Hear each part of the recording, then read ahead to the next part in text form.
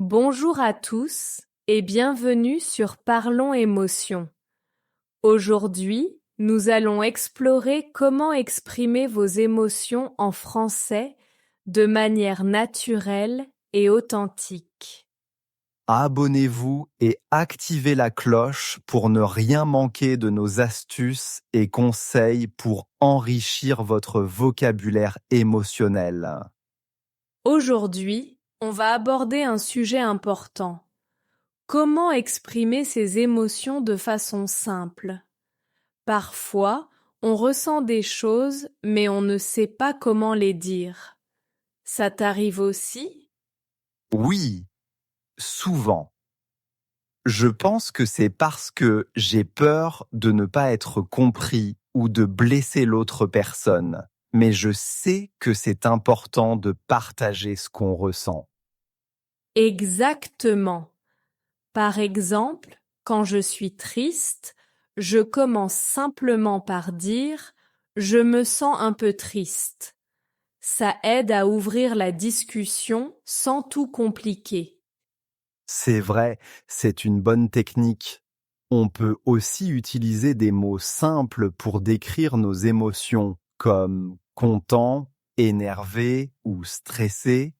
Parfois, la simplicité rend les choses plus claires.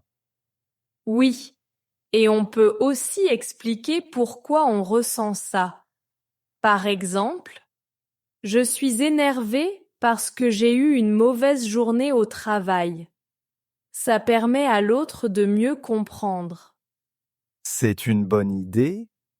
Et tu penses que c'est important d'écouter l'autre personne aussi? Oui, absolument. Écouter est aussi important que parler. Quand quelqu'un nous dit ce qu'il ressent, on doit être attentif et montrer qu'on est là pour lui. Ça demande de la pratique. Parfois, je ne sais pas quoi dire quand quelqu'un partage ses émotions avec moi. As-tu des conseils?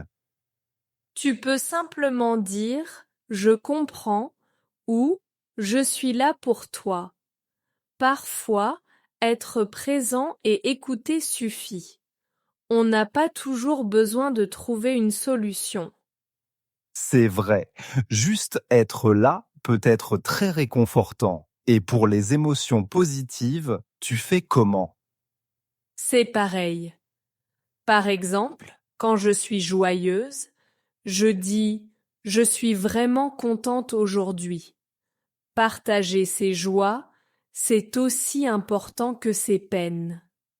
Oui, c'est vrai. Parler de nos émotions positives renforce nos relations et ça fait du bien de partager des moments de bonheur.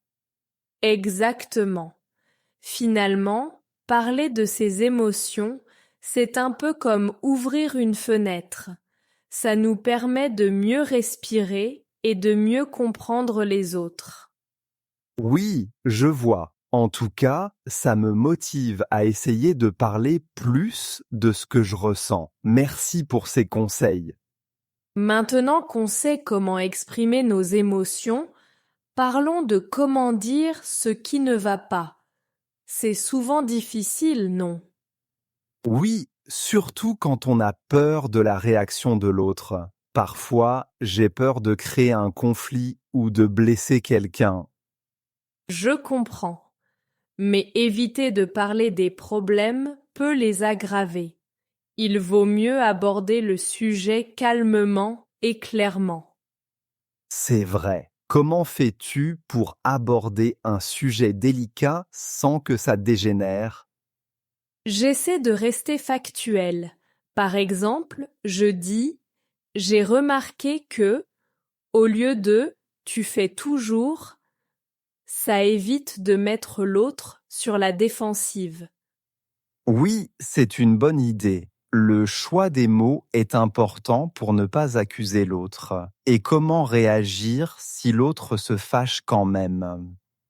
Je pense qu'il faut rester calme et écouter ce que l'autre ressent. Parfois, laisser parler l'autre permet de comprendre son point de vue. Tu as raison, écouter est crucial. Et si on se sent trop émotif pour parler tout de suite, que faire? On peut demander un moment pour se calmer. Dire je préfère en parler plus tard montre qu'on respecte aussi nos propres émotions. C'est un bon conseil. La patience est vraiment utile dans ces situations. Et tu as des astuces pour mieux gérer le stress pendant ces conversations? Prendre quelques respirations profondes aide à garder son calme et se rappeler pourquoi on veut en parler, pour améliorer la situation, pas pour se disputer. Oui, c'est vrai.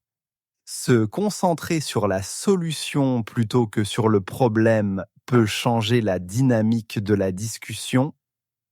Exactement. Et tu sais, parfois, exprimer ce qui ne va pas peut renforcer la relation. Ça montre qu'on tient à l'autre et qu'on veut améliorer les choses. C'est une belle perspective. Ça me motive à être plus honnête sur mes ressentis, même quand c'est difficile. Merci pour ces éclaircissements. De rien, c'est en parlant qu'on avance. Et n'oublions pas que prendre soin de nos relations est un processus continu. Quand vous devez aborder un sujet délicat, quelle technique utilisez-vous pour éviter les conflits et garder la conversation constructive? Maintenant qu'on sait comment dire ce qui ne va pas, parlons de la manière de réagir. Réagir avec nuance, c'est tout un art, tu ne trouves pas? Oui, souvent je réagis trop vite. Je pense qu'il est important de prendre le temps de réfléchir avant de répondre. Ça évite de dire des choses qu'on regrette. Absolument. Et comprendre ses propres émotions avant de répondre peut vraiment aider. C'est parfois difficile, mais prendre ce temps est crucial. Et si l'on se sent submergé par ses émotions, que faire? Parfois, je me sens emporté par la colère ou la tristesse. Dans ces moments, prendre une pause peut être utile. Sortir prendre l'air ou simplement s'éloigner quelques minutes peut aider à clarifier ses pensées. Oui, la distance peut apporter une nouvelle perspective. Je pense aussi que reconnaître nos émotions est une étape importante pour réagir avec plus de nuances. Exactement. Et reconnaître les émotions de l'autre est tout aussi vital. Parfois, montrer de l'empathie peut désamorcer une situation tendue. C'est vrai, et ça aide à créer un environnement où chacun se sent écouté. Comment faire pour montrer qu'on comprend l'autre? Répéter ce que l'autre a dit, par exemple, dire je comprends que tu te sentes, montre qu'on est attentif et qu'on respecte son ressenti. J'aime bien cette idée. Parfois, juste reformuler ce que l'autre dit peut montrer qu'on est vraiment présent. Et si l'on ne comprend pas, Il ne faut pas hésiter à poser des questions. Demander peux-tu expliquer un peu plus montre qu'on veut vraiment comprendre, pas juste écouter. oui, ça montre qu'on est engagé dans la conversation. Et si l'on fait une erreur en réagissant, comment peut-on rectifier? Admettre ses erreurs est important. Dire je suis désolé, je n'aurais pas dû peut vraiment aider à apaiser la situation et à montrer notre volonté d'améliorer la communication. C'est vrai, l'honnêteté et la vulnérabilité peuvent renforcer la confiance. Merci pour ces conseils, je pense que je vais essayer de les appliquer. Avec plaisir. Réagir avec nuance est un apprentissage constant, mais chaque petit pas compte et améliore nos relations. Quels sont les avantages de prendre une pause quand on se sent submergé par ses émotions? Maintenant que tu sais comment réagir avec nuance, parlons de l'expression orale. Être expressif peut vraiment capter l'attention et rendre une conversation plus vivante. Oui, mais parfois, je me sens un peu monotone. J'ai du mal à varier mon ton et mes expressions faciales. C'est normal, mais tu peux t'améliorer avec un peu de pratique. Essaye de faire correspondre ton ton de voix à tes émotions.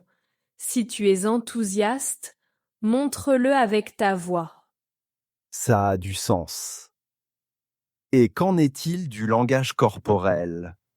Parfois, je me demande comment mes gestes affectent ce que je dis. Le langage corporel est crucial. Par exemple, un sourire ou un hochement de tête peut renforcer ton message et montrer que tu es impliqué. Parfois, j'oublie que mes gestes disent autant que mes mots. Comment puis-je être plus conscient de ça? Tu peux t'entraîner devant un miroir ou te filmer. Regarde comment tu te tiens et essaye d'ajuster tes gestes pour qu'ils soient naturels et cohérents avec ce que tu dis. C'est une bonne idée. Et pour ce qui est des pauses, je ne sais jamais quand m'arrêter pour reprendre mon souffle. Prendre des pauses est essentiel pour laisser respirer tes idées.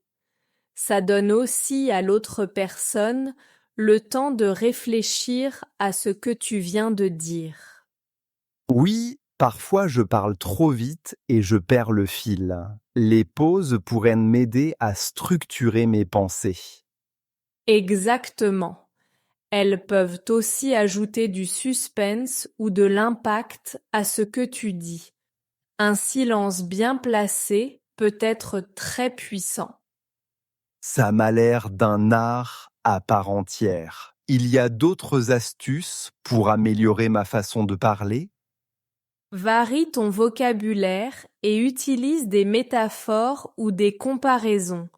Cela rendra ton discours plus riche et plus intéressant.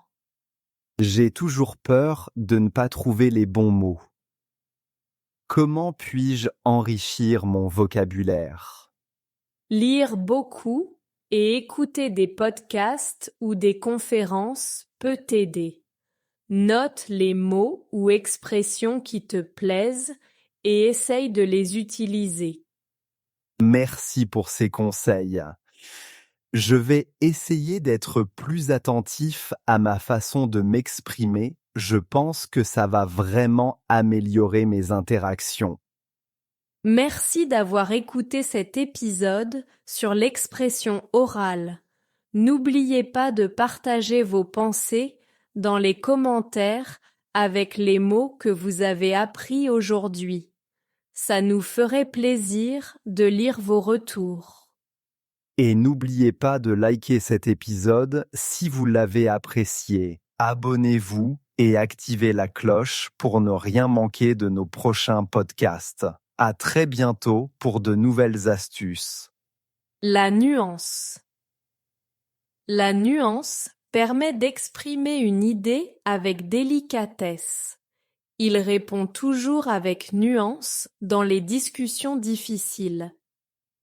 Submergé. Il se sent submergé par ses émotions après une longue journée. Être submergé peut empêcher de communiquer calmement. La perspective. Changer de perspective aide à mieux comprendre une situation. Cette discussion lui a donné une nouvelle perspective. L'empathie. L'empathie aide à créer un climat de confiance. Elle montre de l'empathie quand quelqu'un traverse une période difficile. Expressif. Il est très expressif quand il raconte une histoire. Une personne expressive capte facilement l'attention des autres.